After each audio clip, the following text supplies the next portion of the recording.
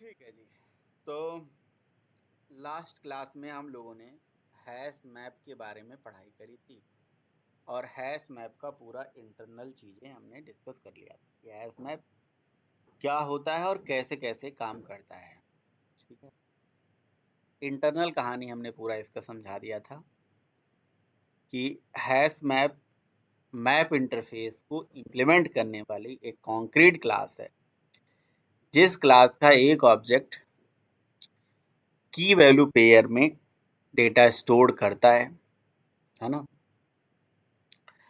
जिसमें मतलब की जो है यूनिक होता है और कोई उसमें ऑर्डरिंग नहीं होती। और जब आप हैश मैप का एक ऑब्जेक्ट बना के डेटा इसमें ऐड करते हो तो ये मेमोरी में एक टेबल क्रिएट करता है, जिस टेबल की बाय डिफॉल्ट जो साइज होती है वो 16 बकेट होती है और एक बकेट पे एक एलिमेंट जाके स्टोर्ड होता है। अब अगर मान लीजिए कि आपने अच्छा, बाय डिफॉल्ट हैश मैप का वो कंस्ट्रक्टर, मतलब ये डिफॉल्ट कंस्ट्रक्टर जो होता है ये 16 बकेट का तो आपके लिए टेबल क्रिएट करता है, लेकिन इसका जो डिफॉल्ट लोड फैक्टर होता है वो कितना होता है? 0.75, 75%, सेवन। है ना। यानी हाँ कि जी। 16 का जो 75% हुआ वो हुआ 12। तब जब हमारे 12 एलिमेंट उस टेबल में फिल हो जाएंगे, है ना, जिसको हम फिल रेशियो भी बोल सकते हैं, जो लोड फैक्टर है is the fill ratio also. तो मतलब अंडरस्टैंडिंग के पॉइंट ऑफ व्यू से, तो अब जब वहां पे 12 एलिमेंट स्टोर हो जाएंगे हर बकेट पे अलग अलग जगह जाके, तो 13वां एलिमेंट जैसे स्टोर होगा तो ये कितना बढ़ेगा, मतलब हैश टेबल, मतलब टेबल जो है इंटरनली फिर से बढ़ेगी। कितना बढ़ेगी? कितना बढ़ा था लास्ट टाइम अगर आपको याद हो तो? हम्म, हाँ जी, हो गया था डबल डबल बढ़ा था, 30। डबल बढ़ गया था, समझ रहे हो? डबल बढ़ता है सीधे, 16 का 32 हो जाएगा सीधे। ठीक है ना, ये डबल बढ़ाता है। ओके। अच्छा, अगर आप चाहें तो आप हैश मैप का वो भी कंस्ट्रक्टर यूज कर सकते हैं जिसमें आप बकेट खुद बता दें। ये लीजिए, अभी अभी हमने हैश मैप का दूसरा कंस्ट्रक्टर यूज कर लिया जिसमें हमने साइज बता दिया 20। इसका मतलब टेबल में 20 बकेट्स तैयार होगा। और बकेट क्या होता है? एक लिंक लिस्ट होता है ना, एरे ऑफ लिंक लिस्ट। एक लिंक लिस्ट, उस लिंक लिस्ट में किसी एलिमेंट का की, उसकी वैल्यू और की का हैश कोड और जो नेक्स्ट पॉइंटर होता है, ये 4 इंफॉर्मेशन होती है ना। तो जिसको हम एक नोड भी बोलते हैं। इसके लिए हैश मैप इंटरनली एक नेक्स्टेड क्लास बनाता है जिसका नाम है नोड क्लास। तो उस नोड क्लास का यूज करके एलिमेंट को स्टोर करता है। ठीक है। अच्छा, अभी हमने 20 दे दिया तो इसका फिल रेशियो अब इस 20 के बिहाफ पे डिसाइड होगा, इसका 0.75%। लेकिन अगर मैं चौथा कंसिडर यूज कर दूं जिसमें मैं फिल रेशियो खुद देना चाहता हूं, तो वो चौथा कंसिडर अब मैं यूज करने जा रहा हूं जिसमें, अच्छा, 0.75% और इसका 20 का डबल बढ़ाएगा वो। अब 16 का डबल नहीं, 20 का डबल हो जाएगा। लेकिन अगर फिल रेशियो मैं दे दूं 0.85 तो भी पॉसिबल है ना। 0.85 एफ लिखना पड़ेगा, फ्लोट है ना। और ये 0 से 1 के बीच में ही हो सकता है, मिनिमम 0 और मैक्सिमम 1, उसी के बीच में ही होगा ये रेशियो जो है। तो इस, अब यानी कि ये 75% नहीं हुआ, अब 85% हो गया। जब हमारा मतलब टेबल 85% भर जाएगा तो फिर से टेबल क्रिएट होगा, उसका डबल इंक्रीज होगा। तो मेरे ख्याल से चारों कंसेप्टर समझ में आ गए आपको, 4 अलग अलग कंसेप्टर। बताइए, इसके पास 4 कंसेप्टर है, यहाँ से भी आप देख सकते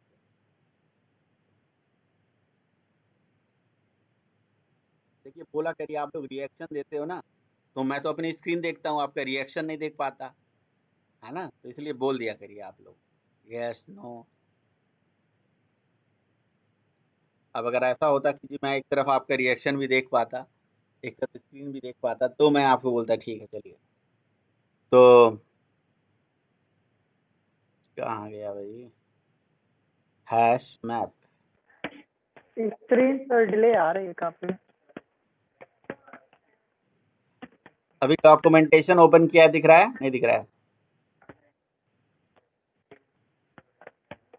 यस सर, वो तो दिख रहा है, लेकिन ये पता नहीं है कहाँ पे मतलब open था। अभी तब कहाँ डिले आ रही है, तो बहुत अच्छा आ रही है। अभी तो मैं कुछ ओपन ही नहीं किया हूँ पैकेज, अभी सर्च कर रहा हूँ, हैश मैप सर्च कर रहा हूँ, है ना। अभी मैंने सर्च नहीं किया हैश मैप, ठीक है। अब आ गया हैश मैप। हैश मैप में 4 कंसेप्ट हैं, देखिए अभी सही दिख रहा है। हैश मैप का ये पहला कंसेप्टर, ये दूसरा, तीसरा और ये चौथा, 4 कंसेप्ट। यस सर, बस अभी अभी जस्ट आया। हाँ, तो पहला वाला डिफॉल्ट हो गया, इनिशियल कैपेसिटी हो गया, 3 कंसेप्ट बताया। चौथा वाला तो मैप ही टाइप का पैरामीटर लेता है ना, मैप ही उठा के पास कर सकते हैं। 3 बताया मैंने, सही बात है, 4 नहीं 3। ओके, तो ठीक है, हैश मैप की ये कहानी होती है। हैश मैप में कुछ ऐसे भी सिचुएशंस आते हैं ना। अच्छा, क्या नल वैल्यूज यहाँ अलाउड है? जरा देखते हैं, नल वैल्यू अलाउ है? नल की हो सकती है क्या? नल वैल्यूज यहाँ पे हो सकते हैं क्या? नल, मैंने यहाँ पे नल की दे दिया, ठीक है, फिर से नल दे दिया, ठीक है ना, 2 बार मैंने नल नल वैल्यू पास कर दी। तो क्या इस तरह से नल वैल्यूज स्टोर हो सकती हैं? ठीक है, स्टोर करके देखते हैं।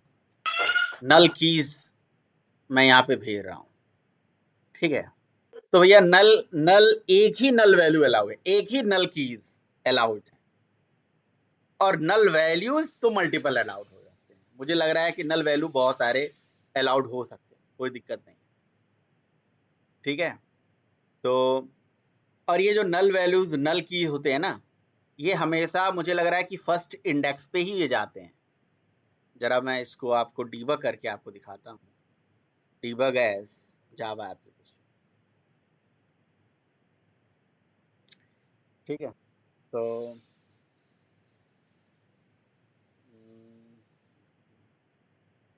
अभी आके यहाँ पे रुकेगा यार, टाइम ले रहा है।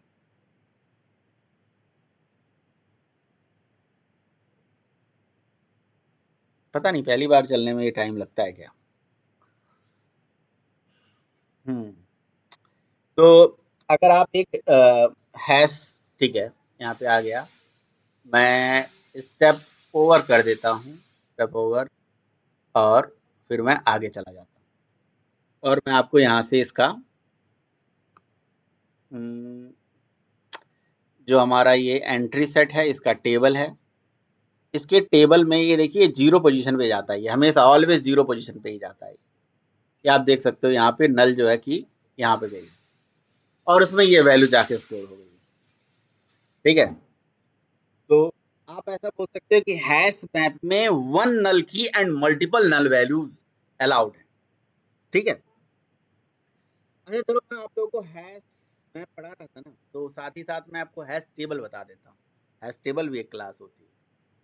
हैश टेबल क्लास में अगर मैं एक मिनट जरा होल्ड करो यार, एक मिनट, अच्छा ठीक है, ओके।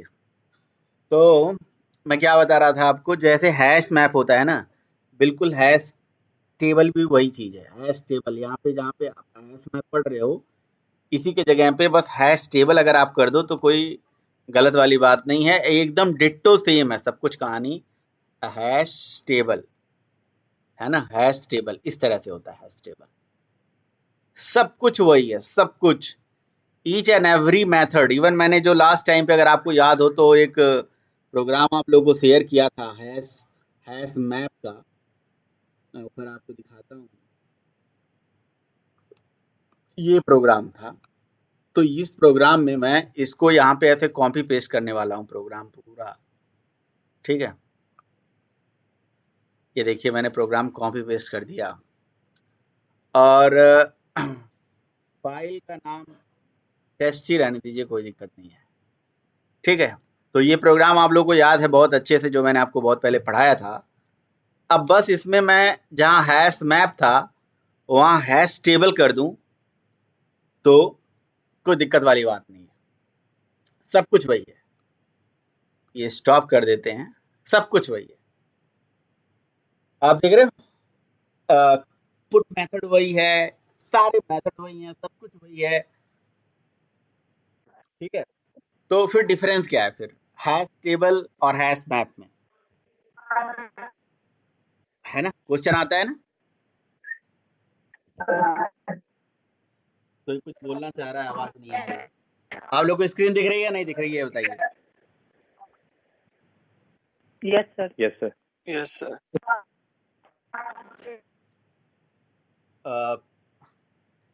म्यूट कर लीजिए अगर कोई कुछ बोलना चाह रहा है, आवाज नहीं आ रही है तो, ठीक है। तो आप यहाँ पे क्वेश्चन पूछेंगे कि सर आखिर हैश मैप और हैश टेबल में अंतर क्या है फिर, तो अंतर बस वही है कि ये लेगेसी कलेक्शन है, समझ रहे हो। हैश मैप जब हैश मैप नहीं हुआ करता था तो हैश टेबल हम यूज करते थे क्या करने के लिए, की वैल्यू पेयर में डेटा को स्टोर कराने के लिए, समझ रहे हो। जब हैश मैप नहीं था तो हैश टेबल यूज होता था, ठीक। लेगेसी कलेक्शन जैसे वेक्टर है, एरे लिस्ट है, उसी तरह से, ठीक। कि ये लेगेसी है, और लेगेसी है तो लेगेसी जितनी भी है लगभग सिंक्रोनाइज्ड हैं, समझ रहे हो। तो hash table is also synchronized, तो it is safe but slow, है ना, वही बात होगी। ये सेफ है और स्लो है। और डिफरेंस एक और है कि ये नल जो है वैल्यूज ना, ये अलाउड नहीं करता है मेरे ख्याल से, ये नल वैल्यूज अलाउड नहीं करता है जहां तक मुझे याद आ रहा है, मतलब नल कीज अलाउड नहीं करता है। ये देखिए नल पॉइंटर एक्सेप्शन आ जाएगा अगर नल की आप दोगे। तो ये क्वेश्चन इंटरव्यू पूछा जाता है हैश मैप और हैश टेबल में डिफरेंस बताइए, तो आप बोल देंगे कि भाई हैश मैप जो है वो जेडीके 1.2 में आई, हैश टेबल जब से जावा है तब से है, ठीक है। और अच्छा कंस्ट्रक्टर वगैरह भी अगर आप देखना चाहते हो कि कंस्ट्रक्टर इसके कितने हैं, तो हैश टेबल के जी कंस्ट्रक्टर जो है वो सेम है, सब कुछ कहानी वही है, लेकिन इसकी इनिशियल कैपेसिटी 11 होती है, ठीक है। जो हैश टेबल इसकी इनिशियल कैपेसिटी 11 है, लोड फैक्टर वगैरह का कंसेप्ट वही है, बाकी सारी चीजें वही है, इनिशियल कैपेसिटी, लोड फैक्टर, और एक चौथा कंस्ट्रक्टर मैप वाला भी बना के देते हैं। तो ये सिंक्रोनाइज्ड है, लिगटी है, सिंक्रोनाइज्ड है। हैश मैप में जो है नल की अलाउड होती हैं, one null key and multiple null values, और हैश टेबल में एक भी नल अलाउड नहीं है, अगर आप एंटर करोगे तो नल पॉइंटर एक्सेप्शन आ जाएगा। ये मेनली मतलब डिफरेंसेस हैं, ठीक है। तो यहाँ पे देखिए अगर आप इसकी कहानी पे जाओगे कि this implement hash table which maps key value pair and non null objects can be used, ठीक है, नॉन नल ऑब्जेक्ट्स होते हैं,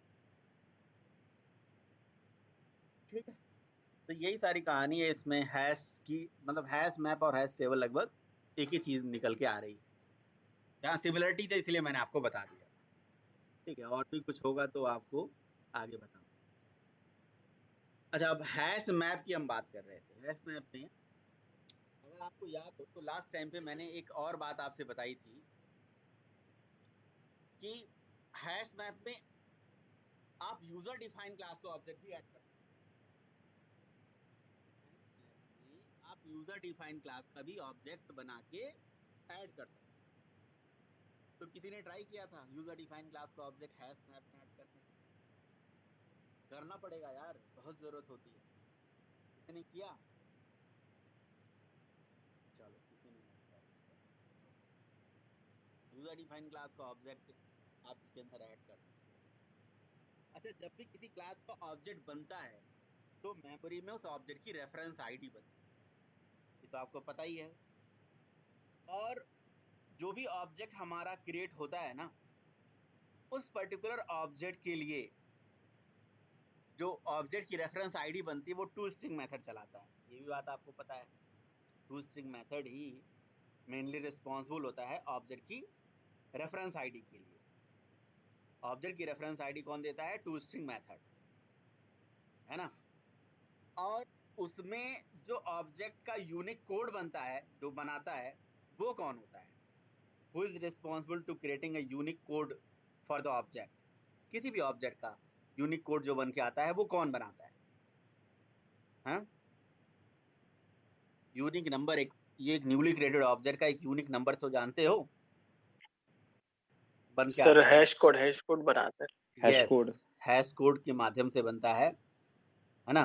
तो हैश कोड जो हमारा वो एक मतलब मेथड है, बना बनाया मेथड, आपको पता होना चाहिए, जो हर न्यूली क्रिएटेड ऑब्जेक्ट की एक हैश वैल्यू हमें रिटर्न करके देता है। हर न्यूली क्रिएटेड ऑब्जेक्ट का, एवरी न्यूली क्रिएटेड ऑब्जेक्ट जो होते हैं सबका एक यूनिक वैल्यू हमें वो रिटर्न करके देता है, ठीक। लेकिन ऐसा भी कई सिचुएशंस होते हैं ना जहाँ पे, अच्छा अब जैसे मान लो कि मैंने एक की ऐड करा 001, एक की ऐड करा 002, ठीक है।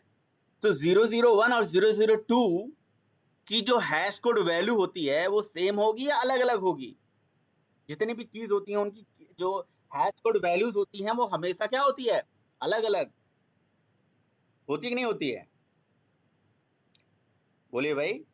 Yes sir. हर न्यूली क्रिएटेड ऑब्जेक्ट की हैश वैल्यू सेम होती, मतलब डिफरेंट होती है। लेकिन कुछ ऐसे सिचुएशन हो जाते हैं ना जहाँ पे हैश कोड वैल्यूज जो होती है ना वो हो जाती हैं सेम, समझ रहे हो? मतलब एक्सेप्शनली ऐसा होता है, समझ रहे हो? ऐसे मान के चलो आप अभी के लिए, एक्सेप्शनली ऐसा होता है हैश कोड वैल्यू। इसके लिए मैं क्या करूंगा, देखिए मैं एक यहाँ से स्ट्रिंग लेता हूँ, string s1 is equals to, यहाँ पे मैं लिख देता हूँ जी FB कैपिटल लेटर में, और फिर एक स्ट्रिंग बनाता हूँ s2 इज इक्वल्स टू, इसमें मैं स्ट्रिंग ले लेता हूँ ET, ऐसा मैंने मान लीजिए ले लेता हूँ दो स्ट्रिंग, ठीक है। EA ले लेता हूँ, वैसे E नहीं लेता हूँ, FB और EA, ठीक है। अब इन दोनों की हैश वैल्यू में निकालता हूँ, राइट। इन दोनों की हैश वैल्यू आपको निकाल के दिखाता हूँ। तो system dot out dot println, अच्छा किसी की हैश वैल्यू कैसे निकाली जा सकती है? मुझे पता करना है कि स्ट्रिंग s1 का हैश कोड क्या है, कैसे निकाला जाता है? कैसे पता? Sir S dot hash code hash code method चला दे, मिल गई, एंड सही बात है। s1 डॉट एंड उसके अंदर है ना, हैश कोड चला दिया। उसी तरह से मैंने क्या करा, दूसरे स्ट्रिंग का भी हैश कोड यहाँ से कॉल कर, और आप अभी देखिए दोनों ऑब्जेक्ट का हैश कोड क्या हो गया? दोनों ऑब्जेक्ट का हैश कोड क्या हो गया? हाँ जी, सेम हो गया, ठीक है। मतलब ऐसे सिचुएशन हो सकती है, नहीं हो सकती है?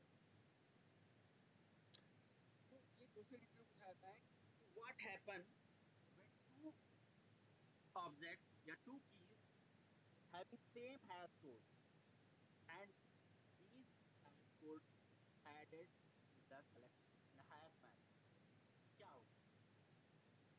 तो यहाँ पे इन दोनों में टक्कर हो जाएगी, कोलिजन हो जाएगा, इसी को बोलते हैं हैश कोलिजन।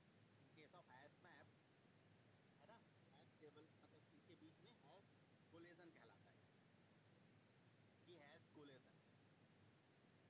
समझ में आई बात? हो सकता है कि नहीं हो सकता, आप लोग बताइए। चांसेस बन रहे हैं, जब हैश कोड सेम है तो चांसेस तो बन ही रहे हैं। अगर हैश कोड सेम जी सर। अब ये की मैं हो सकता हूँ मैं ऐड करूँ, ये की हो सकता हो मैं अपने किसके अंदर ऐड कर दूँ, हैश मैप के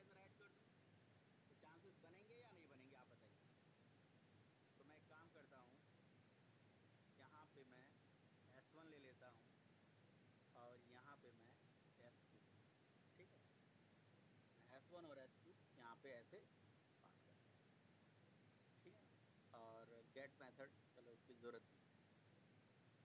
और फिर मैं आपको यहाँ पे दिखाता हूँ क्या दिक्कत आएगी। अच्छा, system dot out dot println में क्या आएगा, HM को प्रिंट कर लीजिए, ठीक है, और इसको रन करिए, ठीक। तो आप यहाँ पे देख सकते हो कि इनका हैश कोड वैल्यू भी सेम हो गया है, लेकिन दोनों चूंकि की अलग अलग हैं और इस तरह से इसका डेटा यहाँ पे दिख जा रहा है ना, तो हमारा दिख जा रहा है। बात समझ में आ रही है? मैंने सेम की पास करा है,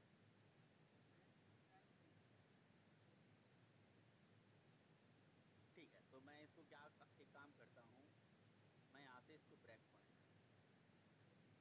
और देन सर इसको sir excuse me sir, sir keys तो डिफरेंट है ना। जी जी जी क्या कह रहे हो? सर, कीज तो जो वैल्यू दे रखी है वो हमने FP और EA दे रखी है, तो कीज तो हमारी अलग हुई ना। उनका हैश कोड जो है S1 और S2 में मतलब है, वो हैश कोड सेम है ना। यस यस, बिल्कुल सही बात है, हैश कोड सेम हो गया है। जी जी जी, लेकिन कीज तो अलग है ना सर। बिल्कुल की अलग है। जी सर, यही पूछना था। सर कीज कैसे अलग हो गया? यहाँ पे एक मिनट बताइए, वेरिएबल ओपन करता हूँ और ये तो हमारे वेरिएबल हैं S1 S2। अब मैं इसका यहाँ से स्ट्रक्चर ओपन करता हूँ, अच्छा इसको आगे बढ़ाएंगे ना, तब तो स्ट्रक्चर हमें दिखेगा। स्टेप ओवर, आगे ले जाएंगे और ये दोनों एलिमेंट ऐड करके अब इस HM को यहाँ से प्रिंट करेंगे, है ना। ये हैश टेबल ओपन करेंगे। अब आप देख सकते हैं यहाँ पे किस लोकेशन पे है भाई वैल्यू, किस लोकेशन पे वैल्यू है, 12 पोजीशन पे। अच्छा, देखने में तो हमें नजर आ रहा है कि भाई दोनों वैल्यू एडेड है, देख मतलब हमें आउटपुट तो लग रहा था दोनों आउटपुट हमारे पास है, लेकिन यहाँ 12 पोजीशन पे देखो और बाकी सारी पोजीशन पे नल वैल्यू है, लेकिन यहाँ 12 पोजीशन पे कौन सी वैल्यू है, ओनली वन वैल्यू है। जो दूसरी वाली वैल्यूज थी वो कहाँ पे है, दूसरी वाली वैल्यू भाई राम वाली वैल्यू तो यहाँ पे अवेलेबल है, FB हमारे पास राम है, की है ना, और दूसरी वाली वैल्यू कहाँ पे है? हाँ जी, दूसरी वाली वैल्यू इस की को उठाएंगे, फिर वैल्यू को उठाएंगे और इस वैल्यू के नहीं, वैल्यूज के अंदर नहीं होगा, ये बेसिकली इस नेक्स्ट के अंदर जाके स्टोर हो जाता है, इस नेक्स्ट के अंदर जाके स्टोर हो जाता है। ये देख रहे हो आप, जो नेक्स्ट पॉइंटर बना है EA, ये इस जगह पे जाके स्टोर हो जाता है।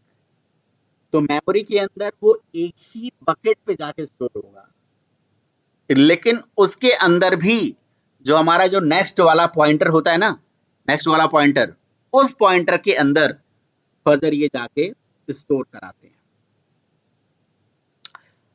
अच्छा, अगर मान लो कि मैं ये चाहता हूं कि अगर समहाउ ये प्रोग्रामिंग में भी मतलब हम अपनी क्लासेस के ऑब्जेक्ट्स ऐड करेंगे तो उसमें भी हो सकता है।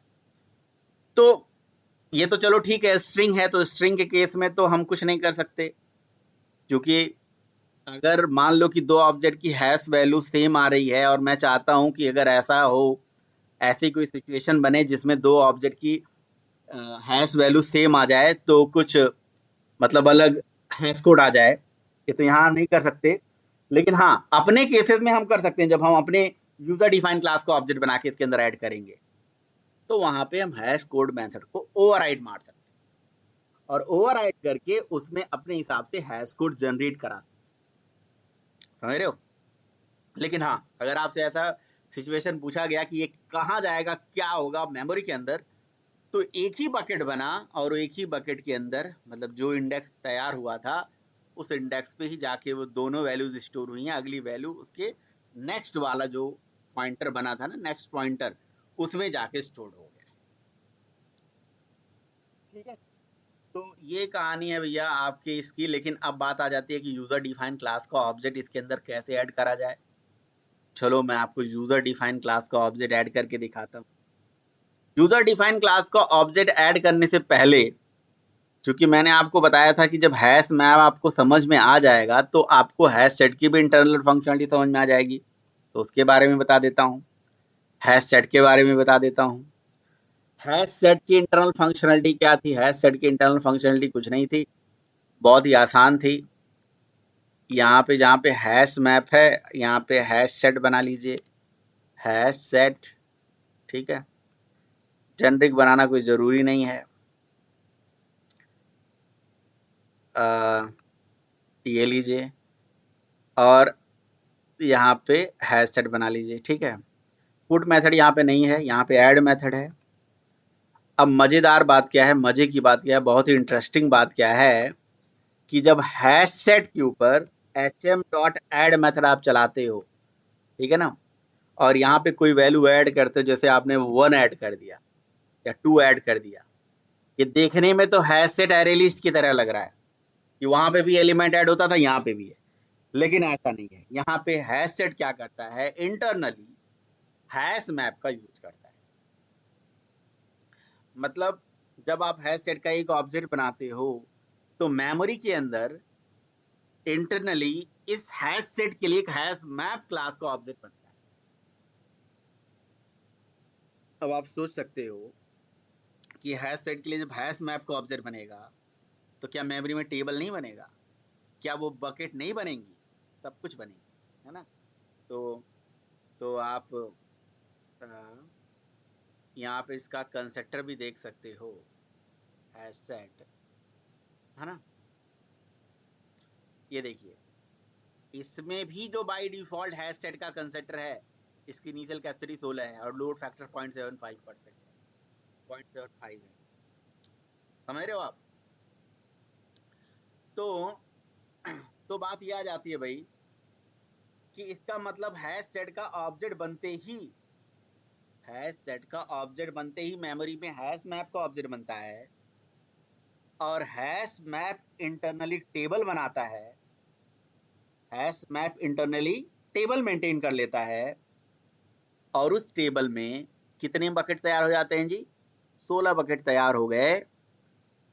अब आप बोलेंगे कि सर हैश मैप में तो की वैल्यू पेयर में डेटा जाता है, जहां पे की ये जाता था मतलब की और वैल्यू होती थी, फिर वो बकेट का जो इंडेक्स होता है उस इंडेक्स को लाने के लिए, अच्छा मैंने एक बात बताई थी आपसे कि जो बकेट का इंडेक्स होता है वो कैसे निकलता है, किस बेसिस पे निकलता है, बकेट का इंडेक्स मैंने बताया था किस बेसिस पे निकलता है यार, हैश उसकी उस ऑब्जेक्ट की हैश वैल्यू तो निकाली जाती है, की हैश वैल्यू तो निकाली जाती है। हैश वैल्यू को मॉड्यूलर ऑपरेटर या कुछ भी मतलब इंटरनल मॉड्यूलस ऑपरेटर ही बोलते हैं, लगा के उसका एक रैंडम नंबर जनरेट मतलब मॉड्यूलस ऑपरेटर लगा के उसका एक इंडेक्स मिलता है, वो इंडेक्स पे जाके स्टोर होती है। तभी तो हमारा जो हैश वैल्यू सेम आ गया था, तो दोनों सेम इंडेक्स पे चली गई थी, समझ रहे हो। तो फिर इंटरव्यूअर वही जानना चाहता है कि वो आखिर वो जो दूसरा वाले वैल्यू है वो कहाँ जाता है। तो आप वो डायग्राम बना के ऐसे समझाएंगे कि हमारा एक बकेट में 4 चीजें होती हैं, एक होता है की, एक होता है वैल्यू, एक होता है की का हैश कोड और एक होता है नेक्स्ट, समझ रहे हो ना। तो अब होगा क्या कि जो हमारा वो था की वैल्यू, है ना, उसके बाद जो नेक्स्ट होता था उसी नेक्स्ट के अंदर फिर जाके वो स्टोर हुआ था, समझ आई बात। तो ऐसा आपको समझाना है। तो ठीक है, बात समझ में आ रही है, लेकिन यहाँ पे तो की वैल्यू होती ही नहीं है, सबसे बड़ी समस्या तो ये है। वो तो चलो ठीक है समझ में आ रहा है, लेकिन यहाँ तो की वैल्यू पेयर ही नहीं होता है, यहाँ तो ओनली एक एलिमेंट आप डाल रहे हो।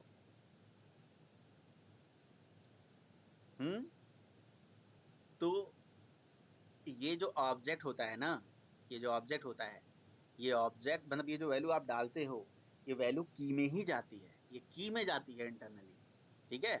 और वैल्यू में क्या जाती है, वैल्यू में एक फेक ऑब्जेक्ट बना के रन टाइम पे पास करा दिया जाता है, जो कि आपको दिखता नहीं है, ये फेक ऑब्जेक्ट बनाया जाता है और उसके अंदर पास करा, ये देखना चाहते हो आप। तो आप इसके लिए यहाँ पे यहाँ पे हैश सेट के अंदर आइए। हैश सेट का मैं आपको डॉक्यूमेंटेशन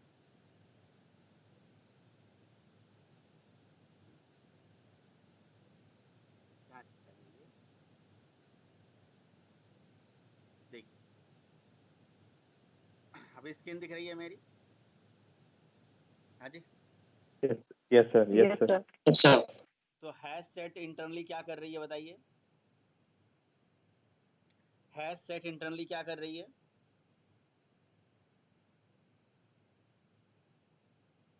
ऑब्जेक्ट बना रही है सर, हैश मैप का। सर हैश मैप का ऑब्जेक्ट बना रही है। हैश मैप का ऑब्जेक्ट बन रही है ना? सर सिर्फ ऑर्डरिंग का डिफरेंस रहता है कि वहाँ पे ऑर्डर भी मैटर करता है, मतलब ऑर्डर भी होता है और ऑर्डर इसमें ऑर्डर नहीं होता। सिर्फ ये हैश मैप के अंदर, लिंक्ड हैश मैप में हमारा ऑर्डरिंग भी आ जाती है। Yes yes, linked hash map में की का ऑर्डरिंग, की का इंसर्शन ऑर्डर, ठीक है। अच्छा चलिए, यस ठीक है। सर, इंसर्शन अच्छा ऑर्डर। ठीक है, चलो। तो फिलहाल ये तो बात समझ में आ रही है ना कि हम हैश सेट जो पढ़ रहे हैं इंटरनली हैश मैप का यूज करता है, इसीलिए हमने हैश मैप पहले पढ़ लिया था। ये तो बात समझ में आ रही है ना? यस बोलिए। सर। तो ठीक है, देखिए हैश मैप का ऑब्जेक्ट बनते ही मेमोरी में hash map, sorry hash set का ऑब्जेक्ट बनते ही मेमोरी में उसके डिफॉल्ट कंस्ट्रक्टर के अंदर कोड लिखा हुआ है। देखो ये देखो, ये क्या है? What is this? ये क्या है? What is this? ये बताइए क्या है? ये कंस्ट्रक्टर है सर। हैश सेट का डिफॉल्ट कंस्ट्रक्टर है ना, और हम डिफॉल्ट कंस्ट्रक्टर कॉल करते हैं, और कॉल करेंगे तो मेमोरी में जो कंस्ट्रक्टर के अंदर का जो कोड होगा वो चलेगा ही चलेगा, राइट? है कि नहीं? Yes sir, yes sir. तो इसका मतलब ये हो गया कि हैश सेट का ऑब्जेक्ट बना नहीं कि हैश मैप तैयार हुआ, हैश मैप ने टेबल बना दिया, बकेट बकेट क्रिएट हो। अच्छा, अब क्या करेंगे? 16 साइज का बकेट बन गया। अब add method, add add method यहाँ पे देखिए, ऐड मेथड इंटरनली क्या करती है, जरा दिखाइए। आप बताइए क्या करती है? क्या करती है? देखिए, आप क्या पास करते हो? आप क्या पास करते हो? एक एलिमेंट पास करते हो ना, एक वैल्यू पास करते हो, लेकिन ये इंटरनली क्या करती है? उस वैल्यू पे रिटर्न करा देती है मैप डॉट पुट, है ना? पुट पास करती है, देखो पुट है ना, और उसके बाद ई, और यहाँ पे प्रेजेंट। ये प्रेजेंट क्या है? What is present? प्रेजेंट कुछ और नहीं है, आप सर्च करना चाहते हो तो थोड़ा सा ऊपर जाना पड़ेगा, कंट्रोल एफ करके, कंट्रोल एफ कर लेते हैं। ऑब्जेक्ट टाइप का एक एलिमेंट है, डॉक्यूमेंटेशन में कंट्रोल एफ कर लीजिए। ये देखिए, प्रेजेंट जब आप सर्च करोगे ऊपर एबव देखो, आप ऊपर जाके सर्च करिए, नीचे नहीं, कंट्रोल एफ। देखिए प्रेजेंट, प्रेजेंट ऊपर क्यों नहीं दिखाया? क्या पता नीचे कहीं बनाया। ये देखिए जरा, what is the present? Present क्या है? ओहो, यहाँ पे देखिए, देखा क्या है प्रेजेंट? सर एक ऑब्जेक्ट है, ऑब्जेक्ट टाइप का रेफरेंस वेरिएबल है। किस क्लास का ऑब्जेक्ट है? डमी क्लास, ऑब्जेक्ट क्लास का है। ऑब्जेक्ट क्लास का ऑब्जेक्ट है, लेकिन लिखा है dummy value to associated with the object to bank it. भाई देखो, रूल तो रूल है ना, कोई भी अगर चीज जो है की वैल्यू पेयर में डेटा लेता है तो की वैल्यू पेयर में ही देना पड़ेगा ना वो डेटा। अगर सपोज करो कोई एलिमेंट की वैल्यू पेयर में डेटा लेता है, उसको की वैल्यू पेयर में ही देना पड़ेगा। तो आपने हैश सेट का ऑब्जेक्ट बनाया नहीं कि हैश मैप बन गया, और hash map, sorry hash set के ऑब्जेक्ट पे जैसे ही ऐड मेथड चलाएंगे, ऐड मेथड के अंदर पैरामीटर में, ऐड मेथड के अंदर क्या लॉजिक लिखा हुआ है कि वो अपने आप इस एलिमेंट को अपने पास रिसीव कर लेगा। इधर उधर लेफ्ट को लेफ्ट यहाँ रिसीव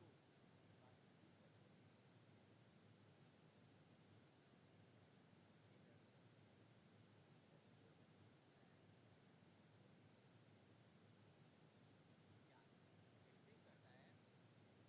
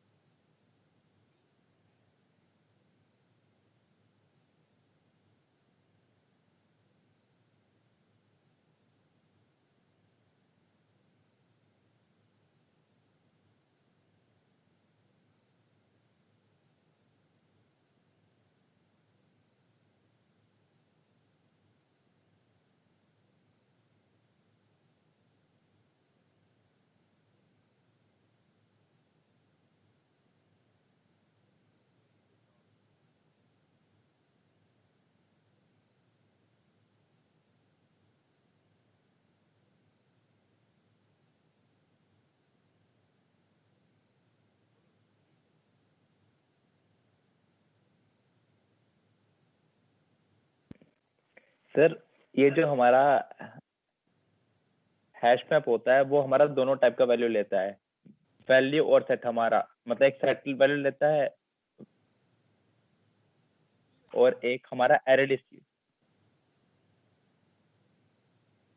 सर जो वैल्यू स्टोर करता है, एक हमारी की होती है और एक हमारी वैल्यू होती है। एक सेट टाइप की अंदर होती है, मतलब वैल्यू जो है वो हमारा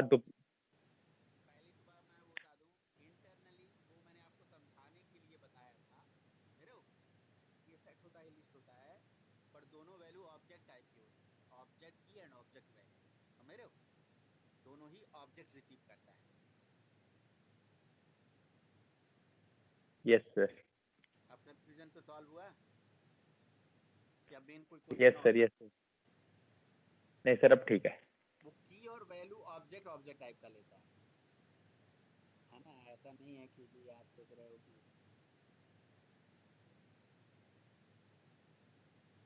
सर फिर वही कंफ्यूजन हो रही थी ना कि अगर वो सेट लेता है और वो लेता है और यहाँ पे हम लोग सेट को यूज कर रहे हैं, फिर इसके अंदर फिर से हम लोग वैसे वैल्यू घुमा के लेके आ रहे हैं, तो उसका फन क्या हुआ? तो लेकिन अब ठीक है कि जब दोनों ऑब्जेक्ट टाइप का ले रहे हैं तो फिर यहाँ पे हम लोग उसको आराम से यूज कर सकते हैं। यस, बिल्कुल वो ऑब्जेक्ट टाइप का ही लेता है यार। ऑब्जेक्ट की एंड ऑब्जेक्ट वैल्यू, वो तो मैंने समझाने के लिए आपको बता दिया था कि भाई ये कहानी हो रही है ना? सर लेकिन एक क्वेश्चन यहाँ पे राइज ये होता है कि अगर अगर हमारा हैश सेट जो है वो मैप टाइप की वैल्यू ले रहा है, तो हम लोगों ने इंटरनली अगर हम बात करें तो वो मैप के अंदर हम लोग सेट टाइप की वैल्यू क्यों दे रहे हैं? वो तो सिर्फ उसको जो हमारे ऑब्जेक्ट की जो वैल्यूज है उसको सिर्फ थोड़ा वो करने के लिए कि वहां पे सेम वैल्यूज मतलब वो डिफरेंट वैल्यूज आ जाएं, जो हमारी की है आप उसके अंदर वैल्यू सेम मैंने ना आए, बस उस चीज के मैप लिए। में सेट टाइप की वैल्यू नहीं, मैंने कहा समझाने के लिए था यार। अब जैसे सपोज करो मैंने क्यों ऐसे समझाया। अच्छा बताओ, हैश मैप में क्या की डुप्लीकेट हो सकता है? की डुप्लीकेट हो सकता है? बोलो। नहीं सर, डुप्लीकेट नहीं हो तो सकता। अगर नहीं हो सकता है, इसका मतलब ये हो गया कि सेट में भी डुप्लीकेसी नहीं होती है। अब एक हैश मैप का मेथड है गेट कीज। तो जब गेट कीज चलाते हो तो वो रिटर्न क्या करता है?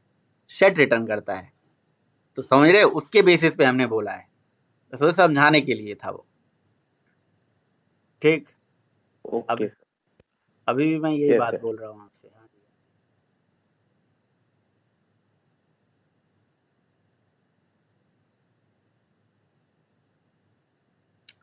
और बताइए।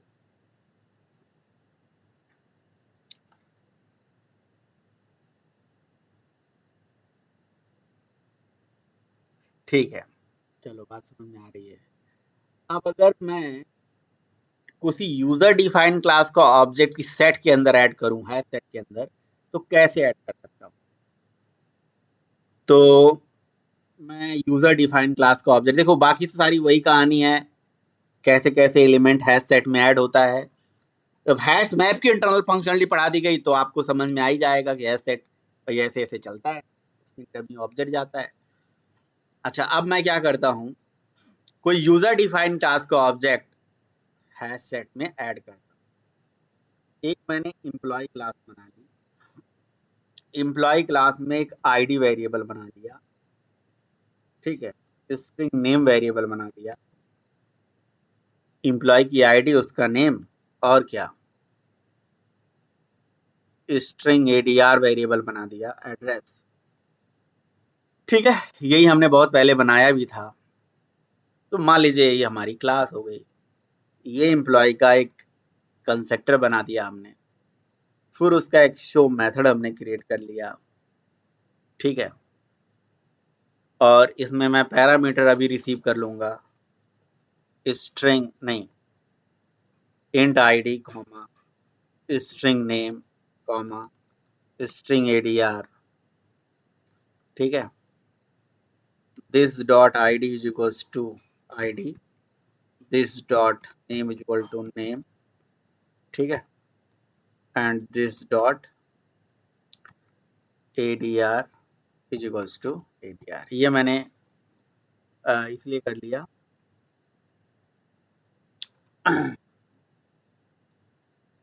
ताकि लोकल से इंस्टेंस में पहुंच जाए डेटा, और जो भी हमारे पास आईडी होगी नेम होगा, ठीक है, और ADR होगा, वो हम प्रिंट करा लेंगे, ठीक है।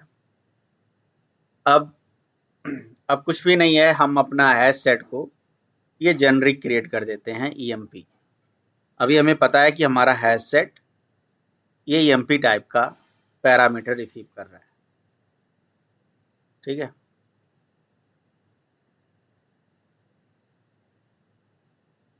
ठीक है, hm डॉट ऐड मेथड चलाया। अब मैंने यहाँ पे एम्प्लॉय के कुछ ऑब्जेक्ट्स इसके अंदर ऐड कर दिए। जैसे पहला ऑब्जेक्ट मैंने ऐड कर दिया, इसमें ID 1 दे दिया, नेम राम दे दिया,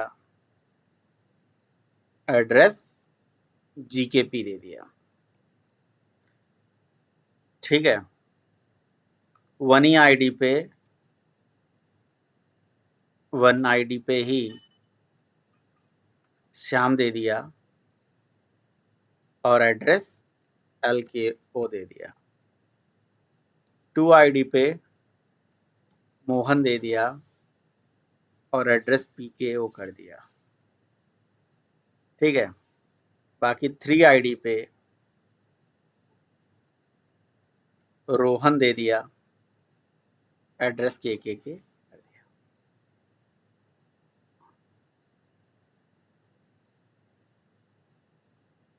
ठीक है।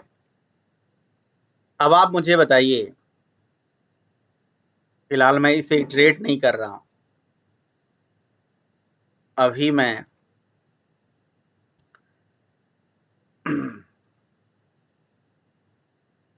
इटरेट भी कर लेता हूं भाई, कोई बात नहीं। hm डॉट इटरेट से हमें इटरेटर मिल जाएगा, और इटरेटर हमें पता है कि जी EMP रिटर्न कर रहा है, तो EMP टाइप के EMP वेरिएबल, बाकी वाइल लूप हमने इटरेटर वाला लगा दिया, और यहाँ से हमने EMP डॉट शो चला दिया, ठीक है। क्या आउटपुट आएगा, क्या आएगा आपके हिसाब से?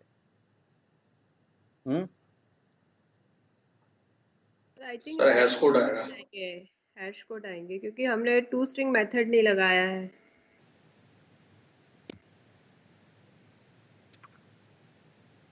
अरे यार, हैश कोड, पहली बात तो हैश कोड नहीं आएगा, ठीक है। अब आगे बताइए। हैश कोड तो इसलिए नहीं आएगा क्योंकि हमने शो मेथड में वैल्यू प्रिंट कराई है, हमने ऑब्जेक्ट की हैश वैल्यू थोड़ी ना प्रिंट कराई है, ये भी तो आप देखिए। लेकिन सर ये वैल्यूज तो प्रिंट नहीं होंगी, ये वैल्यूज तो नहीं आएंगी, ये 1 राम गोरखपुर ये सब नहीं आएंगे, कोई वैल्यूज आएंगी सर मुझे नहीं। 100% आएगी, क्यों नहीं आएगी, पक्का आएगा। मुझे बस ये जानना है कि ये 1 पे राम आएगा या 1 पे श्याम आएगा, बस ये बताओ, बाकी सब हो जाएगा। श्याम तो श्याम आएगा, श्याम श्याम आएगा ना। 1 ID पे राम नहीं आएगा ना, उसको ओवरराइड मार देगा, क्योंकि हैश सेट में डुप्लीकेट एलिमेंट अलाउ नहीं होते हैं ना, ठीक है। बस यही आपसे जानना था और कुछ नहीं। लेकिन देखिए, ऐसा कुछ भी नहीं होगा, आपका सारा वैल्यू आ गया, 2 पे मोहन भी आ गया, 1 पे राम भी आ गया, 1 पे श्याम भी आ गया, और सारी वैल्यूज आ गई, समझ रहे हो, सारी वैल्यूज आ गई। और थोड़ा सा बेटर तरीके से प्रिंट कराने के लिए मैं ID प्लस है ना, नेम, फिर प्लस ADR ऐसे कर देता हूं, तो आपको थोड़ा अच्छा लगेगा। तो भैया 1 पोजीशन पे राम भी है, 1 पोजीशन पे श्याम भी है, ठीक है। तो इस तरह से हम ये बोल सकते हैं कि भैया हमारा जो हैश सेट है, वहां पे तो डुप्लीकेट एलिमेंट अलाउ हो रहा है, क्या कहोगे आप? यहाँ पे तो डुप्लीकेट एलिमेंट अलाउ हो रहा है, बताइए। जब यूजर डिफाइन क्लास को ऑब्जेक्ट बना के ऐड कर रहे हो तो डुप्लीकेट एलिमेंट तो यहाँ अलाउ हो जा रहा है ना।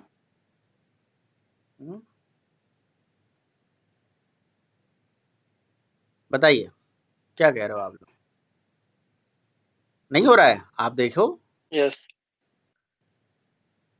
नहीं, देखो यहाँ पे डुप्लीकेट एलिमेंट अलाउ इसलिए हो जा रहा है क्योंकि जो ऐड मेथड है ना, इसमें जो की जा रही है वो एक ऑब्जेक्ट जा रही है, और जितने बार आप न्यू लिखते हो उतने बार एक नया ऑब्जेक्ट बनता है, आपको पता ही होगा।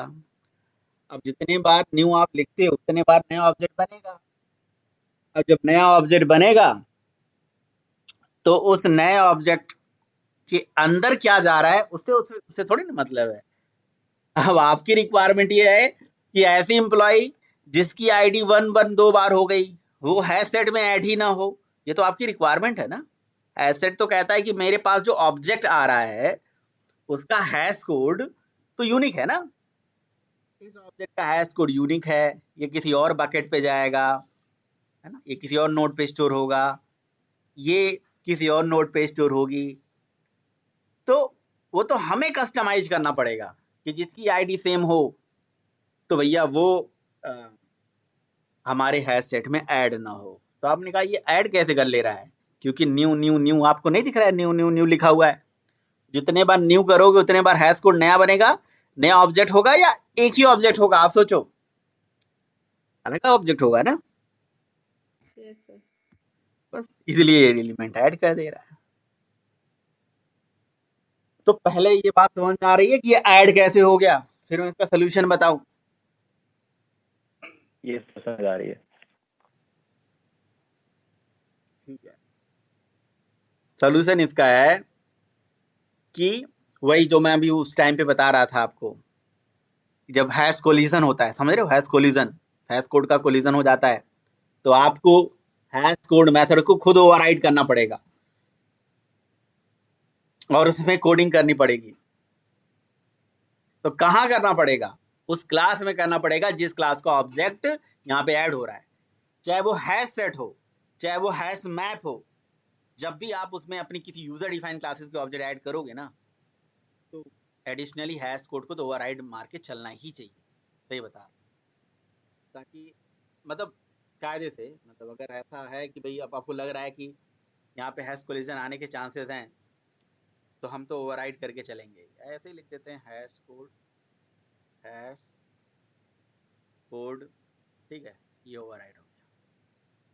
अब ओवरराइड करके अब हम क्या लॉजिक लिखें इसमें, आपको पता है ओवरराइडिंग, यही असली ओवरराइडिंग है, यही ऊप्स का खेल है। ओवरराइडिंग जब होती है तो ओवर रिटर्न मेथड को प्रेफरेंस जाता है, तो हमने अपने प्रोग्राम में हैश कोड को ओवरराइड कर देंगे तो हैश कोड किसके हिसाब से काम करेगा, हमारे हिसाब से, है ना। तो अगर हमने ओवरराइड मार दिया तो हमें हमें क्या चाहिए, किस बेसिस पे चाहिए आईडी, सॉरी किस बेसिस पे यूनिकनेस चाहिए, हमें आईडी के बेसिस पे चाहिए कि जिसकी आईडी सेम हो वो एलिमेंट ऐड ना हो। तो मैं एक काम करता हूँ, मैं यहाँ रिटर्न में सुपर डॉट हैश कोड की जगह पे आईडी कर देता हूँ, बस मेरा हैश कोड आईडी बन जाएगी, बात खत्म। या आईडी मल्टीप्लाई बाई कोई नंबर कर दो, और क्या, अगर आपको ज़्यादा छोटा लगे तो 100 कर दो, बस हो गया। तो अब आईडी जिसकी सेम उसका हैश कोड भी सेम, अब जिसका हैश कोड भी सेम तो ये एलिमेंट को ऐड करने नहीं जाएगा। जरा देखें ऐसा हो रहा है क्या? नहीं भाई, अभी भी नहीं हो रहा है अभी भी नहीं हो रहा है, क्योंकि ये कोड अभी आधा हुआ है, काम अभी आधा हुआ है। क्योंकि देखो, किसी एलिमेंट को टेबल में ऐड करने से पहले उसका इंडेक्स निकाला जाता है। 3 एलिमेंट आए, पहला आया, दूसरा आया, तीसरा आया। पहला आया, उसकी हैश कोड वैल्यू अलग मिली, दूसरी की हैश कोड वैल्यू अलग मिली, ठीक है, दोनों की हैश कोड वैल्यू अलग अलग मिल गई, एलिमेंट ऐड होने जाएगा। लेकिन ऐड होने से पहले उसका एग्जिस्टेंस भी चेक करा जाता है, एग्जिस्टेंस, और एग्जिस्टेंस चेक करने के लिए इक्वल्स मेथड होता है। तो इक्वल्स मेथड जो इंटरनली चलता है वो हमें दिखता नहीं है यार, बट अगर अगर मैं अपने एप्लीकेशन के केस में अगर ऐसा चाहता हूँ कि वो इक्वल्स चले और ये चेक करे कि क्या वो सेम है तो ऑन